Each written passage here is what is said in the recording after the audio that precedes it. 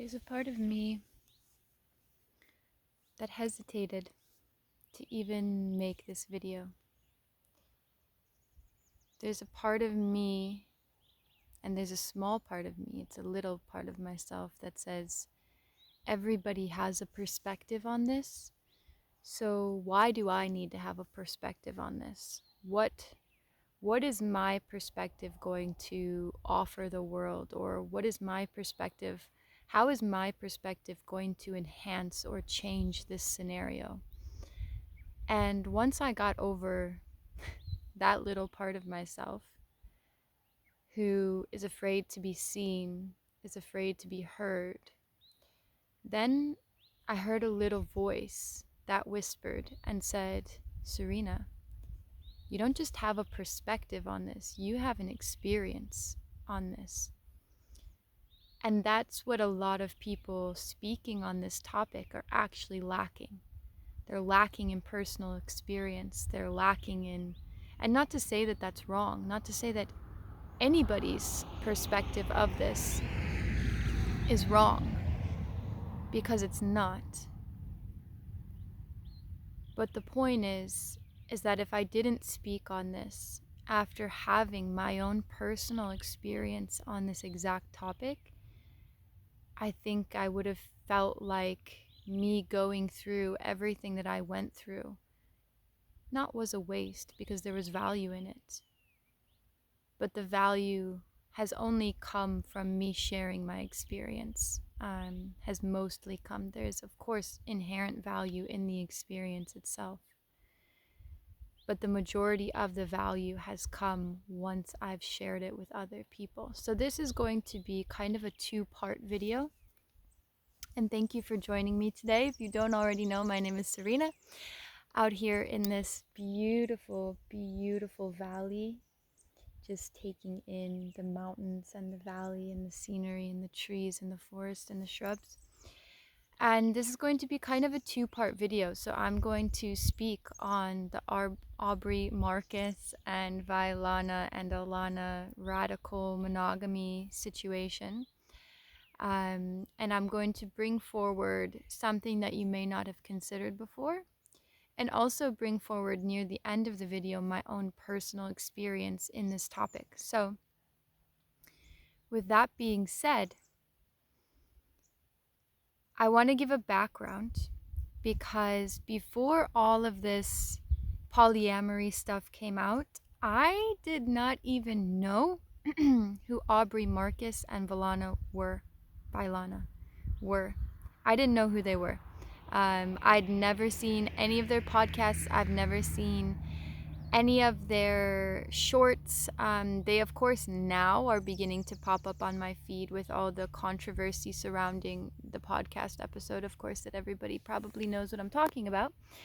But they've now just started to pop up on my feed, and I've been asked before, okay, what do you think about this? And so I wanna preface this by saying, many people that have a perspective on what they are doing and what they're moving through right now have watched them in their entirety or watched them in their majority. Now, I didn't know who they were at all. So I'm coming in from a different perspective than a lot of people, and my perspective, is one of not having any prior knowledge about this couple or what they stand for or who they are or how they met or anything like that, okay? I also want to say, full out, point blank, did not watch the podcast in its entirety. And this goes into part of my perspective, so I'll tell you why. So just to give you a background, that's where I'm coming from. I'm coming from not knowing them, any of their work, anything they've done before, not watching any of their content, and not fully watching the entire episode in its entirety. And I'm just being completely honest. So the reason why I didn't care enough was because I wasn't emotionally invested in their relationship, right? I think a lot of people took their relationship as like a symbol of hope for what a relationship could look like, right? They're like a power couple, and they're a symbol of hope for what relationships and what, divine union could look like. And so when this whole polyamory thing came into the picture, bringing a third person, a third party into their relationship came into the picture, it brought up a lot for a lot of people. It brought up for a lot of people in the spiritual community that immediately started making reaction videos to what they saw and what they experienced and what they felt about the podcast. It brought up a lot for people like you and me that are sitting at home watching this unfold. It brought up a lot for psychologists, psychoanalysts. It brought up a lot for everybody. And you're asking yourself, okay, what is the truth here? And my answer to that is, you're missing the point. It's like that old saying, you lose the forest through the trees. And everybody has had a perspective on this. Everybody has picked it apart. And I've watched a few videos on people's reactions to this. And people saying very different things. Some people in support of it, some people not in support, some people demonizing it. But the point of the fact is that we're all missing the point. The point is that we're missing the point. And what you really want to dive into with this entire thing, what you want to ask yourself is, what is it bringing out in me? Okay? The reason why there are so many perspectives on this is because we are all internalizing it and perceiving it, not as it is happening, but as we are. So if you find yourself triggered by this, it's not because what they're doing is triggering. They're living their lives. It's because what is coming up for you within yourself regarding this is triggering. So the point that everybody is missing as we sit here and we dissect, and that's not to say that all of those perspectives aren't valid. They all are valid. There are an infinite number of lenses that you can look at Aubrey, Marcus, Vylana, and Alana through. So not even to say there's their three perspectives right there. Each one of them views the scenario and feels the scenario differently. Then you add, their spiritual mentor on top of it. Then you add, the camera person. Then you add the viewers at home. Then you add every single different label and adaptation you could possibly add onto that is being added onto it. And the reason why is because they're in the public eye. We see them, we know them. Well, I didn't, but we see them, we know them. They're in the public eye, and they're doing something radically different than what most people are doing. And so that causes a lot of triggering. That causes feelings to bubble up in all of us. That causes people to think, well, if this is okay in their relationship, then I'm not safe, because what if my partner asks that of me, right? There's so many roads that this can go down. And the thing that you need to focus on, or that maybe you would benefit from focusing on, is rather than looking for one steady truth, ask yourself, where is this situation pointing me deeper into my own truth? Where is this showing me what's unhealed within myself? Where is this showing me what I don't feel is acceptable, or what I have been taught is acceptable, right? And so we all, at this time, when these types of things come out in the media, when these types of things, even political things, when things start to expand and explode on a level that we aren't used to seeing, we have to start asking ourselves these deeper questions, which is, what is that bringing out in me? Do I actually have a problem with this, or is it just a programmed fear? Is this pointing me deeper in the direction of my own truth? Or is this pointing me where I am being controlled by fear, right? And I can feel it even in my solar plexus, just addressing the topic, because it truly is such a polarizing topic. And there is no one right or wrong way to look at it. And I think that in and of itself can be really triggering to people, because we like to moralize things in our society. And as humans, we like to say this is right and that is wrong, because we feel really scared and unsafe without rules and without regulations and without this is how things should be. And so when we look at this specific scenario, of Aubrey Marcus, Vylana, and Alana, I still, as I'm speaking it, I can't believe I'm talking on this because it's just like a wild topic. And I'm not normally somebody that reacts to these types of things, or I'm not somebody that's going to put my own opinions out in the space. But I think there is value in what I'm saying here, which is why I'm making this video. So when you look at their specific scenario, right, it's not even about what they are doing. Okay, it's about what it brings up in you, what it brings up in the collective, what it means for relationships going forward, what it means for power dynamics, what it means for divine masculine, divine feminine figures, what it means for false masculine and false feminine figures, and wounded masculine and wounded feminine figures, right? And it shows us where we have also been placing our power outside of ourselves. And we've been saying, oh, that's what to aspire to, right? Or that's the right way to do a relationship. And if you were triggered by them coming out and saying, oh, we're adding a third person into our marriage and we're doing this whole radical monogamy thing, if that was triggering to you,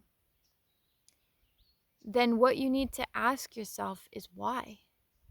Why was that triggering? Was it because you put something on them that maybe they're not? Or maybe you put something on them that they are, right? Who knows what the real answer for you is at the end of the day? But from a spiritual lens, if you have been kind of turned upside down, or you have been questioning a lot of things based on this coming out in the public, that's really good, okay? Because it's pointing you back in the direction of yourself, of your truth. So often when there's spiritual gurus or people like that in the mainstream media as influencers, as public figures, we forget to ask ourselves what our truth is, and we just take their truth. Oh, well, Aubrey Marcus said XYZ, and I resonate with that, so I'm going to go along with what they say, and I'm going along with it, go along with it. Then, bam, something like this happens, and we say, whoa, hold on a minute. And then we think, well, I need to throw the baby out with the bathwater now. And now they've been false the entire time. They've been lying to us. And we go from one polarity to the other in a snap second, right? Because we can't handle the full spectrum of the truth, which is, I don't know. I don't know what this is. I don't know what they are feeling. I don't know what they are doing. I don't know what the ultimate purpose is. And it puts a crack into our perception of security, right? We start thinking, well, if this is the new direction of relationships, what does that mean for me? Do I have to share my person with somebody else? Are they going to ask me? And we start, our reality starts cracking and starts fissuring in a way that we weren't expecting it to, right? And so this can be a really scary thing to look at. It can be one of those things where, we'd rather not look at it. And so we demonize them because we say, oh, well, they were just faking and phony the entire time, right? And so we do what we do with most people. And again, we throw the baby out with the bathwater. We say, oh, well, they weren't who they said they were from the beginning. But maybe they were. Maybe they were two people on a spiritual path that were led in this direction. Maybe they'll continue in that direction, and maybe they'll come back from it, right? We can't as a society, you guys, keep demonizing people when they stop doing what we expect of them, right? This is where a lot of these issues are coming in, is they stopped doing what we expected of them.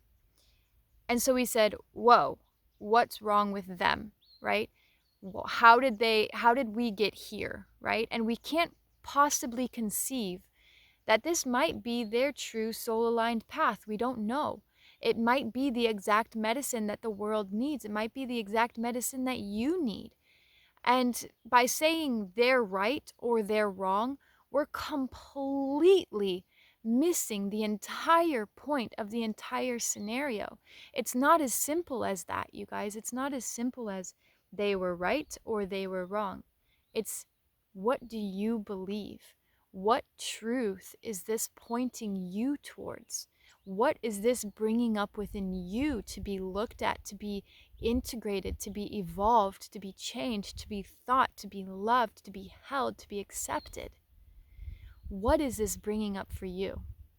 And I truly believe if you can sit with yourself and ask yourself those questions, you are going to far surpass, again, looking at this from a spiritual lens, you are going to far surpass where you thought you ever could be, right? Because whether you agree with them or not, you are learning more about yourself. And that is the entire point of your spiritual evolution. It's to become closer to the God within you. And so if we can all continue doing that without judging, shaming, or blaming somebody else's path, regardless of what we think of it, we are going to be such in a beautiful place as a society, as a humanity. We will be in such a radically new, beautiful place. Now, that is how I feel about the scenario. That is what I believe is my deeper truth of the scenario. I'd be interested to know your comments down below.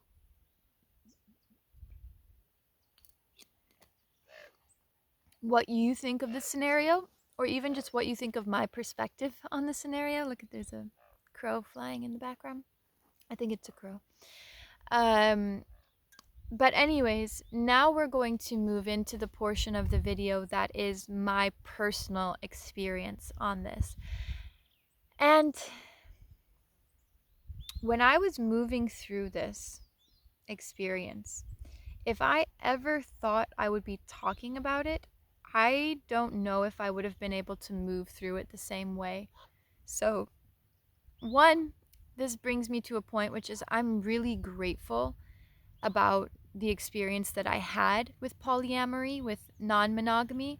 And, I feel incredibly grateful that I was able to move through the shame around this topic, because I think it gives me an entirely new perspective, which a lot of people don't have, right? A lot of people are viewing this scenario through a lens of shame that isn't necessarily necessary for the scenario. So, that being said, my personal belief is divine union is one thing, right? Divine union, consciously choosing to be with one person and one person only. That's one thing, and that's a perfectly valid way to live. Now, there's another perfectly valid way to live. There's multiple different ways that you can live. You can also vow to be with one person, but also to open up that relationship. Then you can vow to not ever be with one person. I've seen and experienced all of these types of relationships, right? So I even experienced a type of relationship which was called relationship anarchy, which is we are not beholden to each other. We can be with as many sexual partners as we want. There are no rules. I do not have to tell you what I'm doing. You do not have to tell me what you're doing. And we just move forward however we want to in the moment. So I've even experienced that type of a situation. And not personally, this was me interacting with somebody very close in my life that was in this type of a scenario, actually a couple somebodies. But so I've experienced in a few years of my life incredible radical avenues of relationship. Now, I began my open relationship with my partner, not current partner, but ex-partner, knowing full well that they did not want to be in a monogamous relationship. And so where I was at the time, and I'm only going to speak on my experience because I cannot say that this is what Vylana or Aubrey Marcus or Alana are going through. So I'm only going to speak on my experience of this topic. So I knew at this time that my soon-to-be partner wanted a non-monogamous relationship. Now, I was coming out of a very monogamous relationship of 4 years, almost turning into marriage. And so at that point, I got so scared because I had to break off the engagement that I thought maybe I'm not on the right end of the spectrum. Maybe marriage is not for me. Maybe non-monogamy is for me. And so the fact that there was a person coming up in my field that was already living this way and experiencing this type of a life was like, wow, okay, I get it. I can see that this is maybe the path I'm meant to be moving on. Like all the signs, all the synchronicities were there. Everything that pointed me in that direction was divine in nature. Okay. And so I started a relationship with this person, and it was hard for me from day one. It was very hard for me because infidelity was in my family line. And so, what I felt as a spiritual person, as a feminine on this journey, is that if you truly, truly love somebody, you want to give them everything that they want.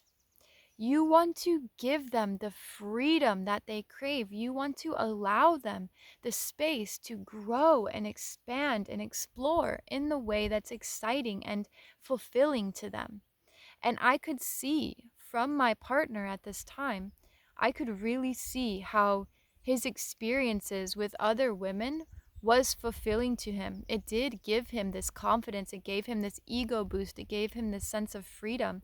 And it gave him the sense that I would support him no matter what, even though it was incredibly painful for me to even open myself to the idea that this is what was happening.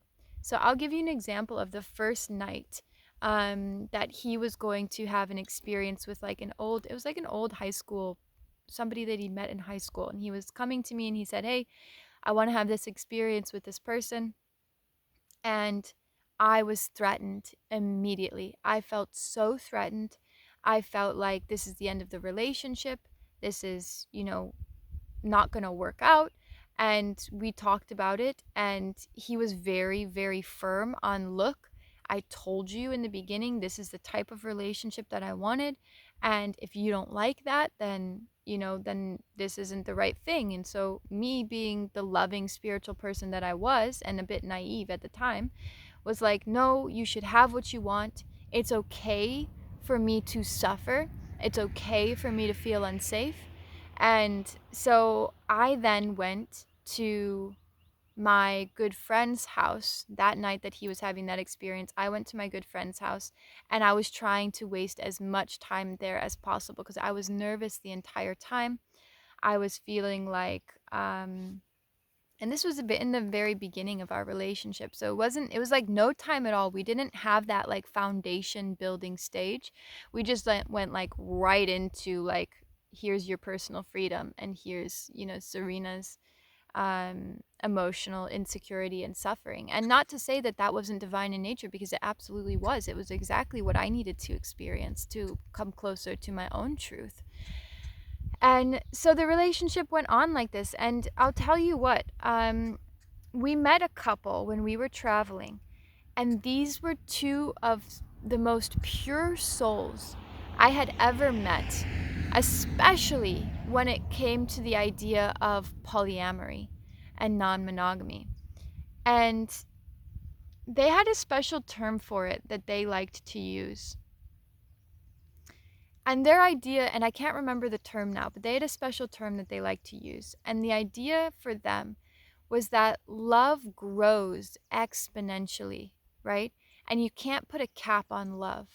And so love doesn't say that's mine and nobody else can touch it. Their idea there is like, the more you love, the more you love, the more you love. Like it cannot stop expanding. And so for them, that also, kind of bled into their physical reactions with other couples. And there was times throughout they were together for a long time, but there was times throughout their life where they each had multiple partners, right? Or they had another woman in the relationship or another man in the relationship, and they had other dynamics that they were moving through. And they were incredibly aware, incredibly gracious people. Now, that's not to say they didn't have their issues. Of course, everybody does.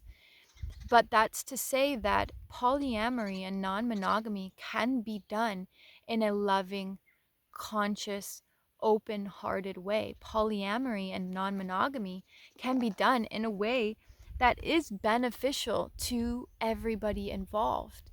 but it takes a really special set of people and a really special set of foundation, right? A foundation you really have to, when you're exploring this space, you really first have to create an incredible foundation of trust, of equanimity, of understanding, and of oneness. Without a foundation of oneness and realizing that, okay, we are the same at the end of the day. If you are hurting, I'm hurting. If I'm hurting, you are hurting. And that's where I think in these types of relationships, the power struggles can come in so strong, right? When one person wants something and the other person loves that person, they want to give it to them, right? They want them to have what they want and what they need at the end of the day. And I think, from my own personal experience, I was the one that cared more. I was the one maybe that put my partner on a pedestal. I was the one that maybe needed him more. And so it was very easy when things got challenging, when things got tough, for him to be the one that was like, well, if this doesn't work, then I'm going to walk away, right? And by me putting my power outside of myself and saying, no, I need this person. I can't imagine life without this person. I can't imagine functioning without this person. That was all the reins somebody needed in order to get exactly what they wanted in the relationship, because my fear of losing him was bigger than my fear of allowing him to have total control of the relationship, right? And so I really ended up losing myself and causing myself a great deal of suffering to learn these truths for myself and to learn these truths the hard way. I did a lot of things that I maybe wouldn't have done if I felt secure in the relationship, right? It was that fear that pushed me outside of my comfort zone, outside of my boundaries, to go to a place where I felt like I needed to go in order to be worthy of love, right? In order to expand myself spiritually, right? I didn't realize that, you know, true unconditional love is saying, I am perfect as I am. True unconditional love is, I don't need to change. And I ignored the deeper truth within my heart in order to, in order to experience this expansion. And I don't know if that's what's going on for Vylana in this experience right now. I don't know if Aubrey Marcus is the one holding most of the power in the relationship dynamic. Sometimes it does seem that way, but I can't say that I know because I'm not in their relationship. I'm not them. I don't know what they're moving through. What I do know is that in my own personal journey, I find that I am one of those people that tends to walk through the fire before other people do, so that I can be a way shower, so that I can share my experiences and what I learned along the way.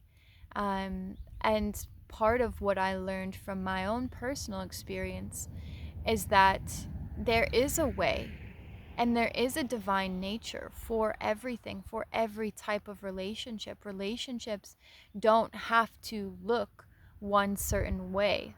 So at the end of the day, this isn't about polyamory or non monogamy being good or being bad or being the right way or being the wrong way. It's about it being a way. And that you need to have the trust that if a certain type of lifestyle calls to you, then you need to trust that you are going to find the partner that also resonates with that, that also shares those same core values. And so I'll give you an example. If you guys don't know, I normally, there might be a lot of new people watching this video, but if a lot of you guys don't know, I come from the Twinflame space. It's not a label that I would have chosen for myself, but after having the experiences that I had, it's a label that I feel like, describes what I went through and what I'm currently going through, which is my twin flame relationship. So, in between this non monogamous relationship that I had, this open relationship that I had, and meeting my twin flame, who I am now in a very monogamous relationship with, I had a few awakenings, okay?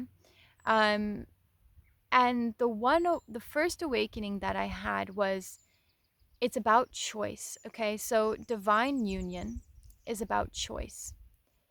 And there's a something I've been meditating on recently, which is this idea that in order to get the person, right, in order to manifest the divine relationship, you have to have self-love. You have to realize that you're worthy of that love, of that relationship, of that degree of support, and all the things that come with it. But in order to sustain it, you have to have self-sacrifice.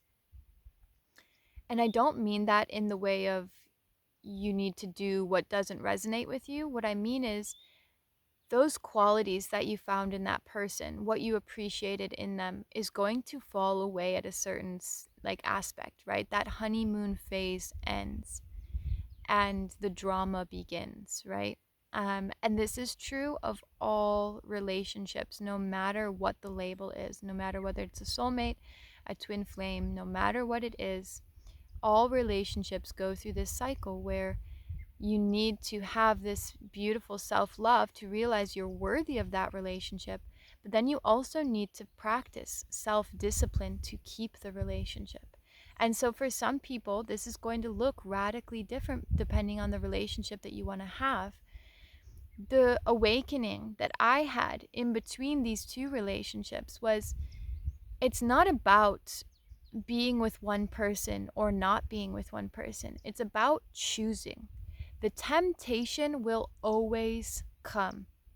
If you're in a relationship long enough, the temptation will always come.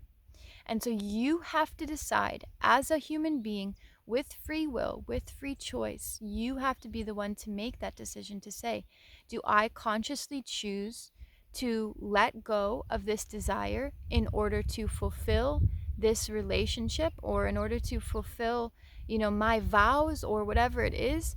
Or am I willing to sacrifice that in order to go towards this maybe temporary desire, or go towards this extraneous desire, right? And so everybody in a long-term relationship is probably going to be faced with this choice at one time or another. And you have to be the one to make that decision. And it's not about whether you do it or don't do it. It's about choosing it consciously. Saying, if I do this, if I follow my desire, where is that going to take me? And if I don't follow my desire, if I choose to stay faithful to this person, where is that going to take me? Right? And one of the most important things that anything you can do is speak to them about it. Tell them what's coming up for you. If they truly are the relationship that you think it is, you should be able to have these conversations without feeling, attacked, without feeling too triggered, without feeling insecure. You should be able to have these conversations. And if you feel like you can't at this time, that's why I feel like a lot of people do end up straying in their monogamous relationships, is because they feel like they can't even have the conversation. They're so ashamed of the fact that they are desiring somebody outside of their partner that they aren't even able to have the conversation. And then that's when that desire consumes you, is because it's in the subconscious level, right? Where if you bring that desire conscious and you say, oh, I'm having this desire and I can choose, I have the free will choice to choose to say yes or to say no to that, then you've already done something spectacular, which is become aware of these things. And your awareness around it makes all the difference in the world. So that was one thing that I learned in this kind of separation phase between these two relationships.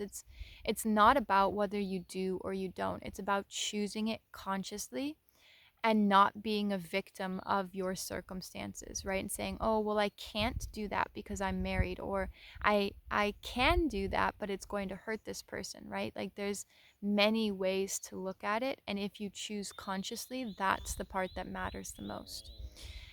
Now, the other thing is that when there is a true foundation of unconditional love. This is something I did not have in my open relationship, okay? I did love this partner for sure, but there wasn't a steady, strong foundation of I love you, I care for you. There was, for me, it was my own underlying neediness. Like, I felt like I needed him. I felt like he had all the power in the relationship and he could make whatever choices he wanted to make, and I needed to go along with that. I wasn't necessarily doing things in a conscious way. Now, when I look at it, allowing him to be with another person, when I actually became okay with that, was at the end of the relationship, when I let go of all of my ties to him. I said, look, we're just going to be friends now. I don't want to know what you're doing. I don't want to know what's going on behind closed doors. I'm cutting myself off from this emotionally, physically, everything. And that it took me cutting myself off from this person to allow them to do what they needed. And I realized that wasn't true unconditional love. True unconditional love means I love you. You're here in the world. That's what matters. You have the free will to do what you want, but here are my boundaries. Here are my parameters, right? The only thing you can do in your relationships is tell people where you are showing up, what you are and what you are not, how you want to be treated and how you do not want to be treated. What they do with that is on them, right? And so it's up to you. This is where you have to take radical responsibility for how you show up in your relationships, because the rest of it is on them, right? If they aren't showing up in a way that honors you or in a way that you feel honored, then you get to say, okay, bye, there's the door. And that's really difficult to do. Like, it's not an easy thing to do.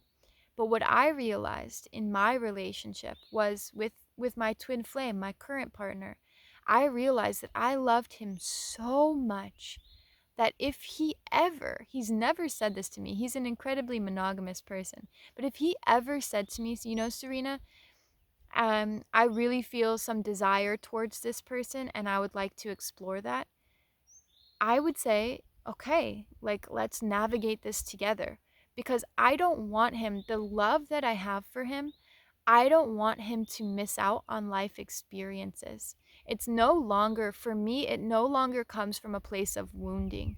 Now it comes from a place of like, I love you so much. I want you to experience life, and I want you to experience these different avenues of life, and I want you to have that if that's what you want. And if it's not what you want, then amazing, great. Let's move on. Let's move forward. Let's do whatever we want to do. But I had never experienced that because of my own wounding and my own fears. Up until this point in my relationship, I had never experienced that kind of love towards another person. I had experienced that type of fear towards another person where I'm fearing that I will lose you, so I'm going to give you whatever you want. But I'd never experienced it from a place of love. Like, I love you so much. I want you to have this.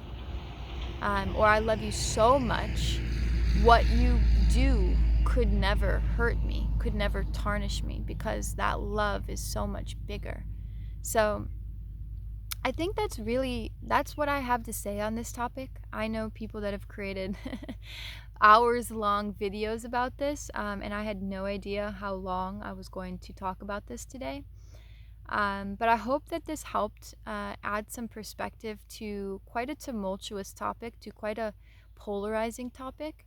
And I hope that you just enjoyed this video. I hope that you enjoyed sitting here with me in the valley and getting some beautiful winter sun here. And if you have any questions, please put them down below. If you're looking for more support on your conscious relationship journey, whether that be twin flames, soulmates, whatever it might be, you're welcome to check the links down below. You can also join my 21-day self-love challenge if you are in a place right now where these thoughts and feelings are opening up for you, but you don't really know,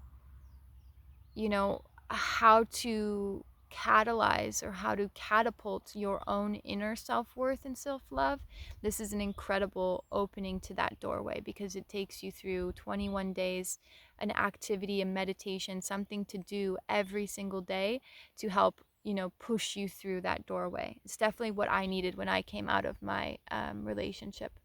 But yeah, I hope you guys enjoy. I hope you have a beautiful day wherever you are, and we'll see you in the next video.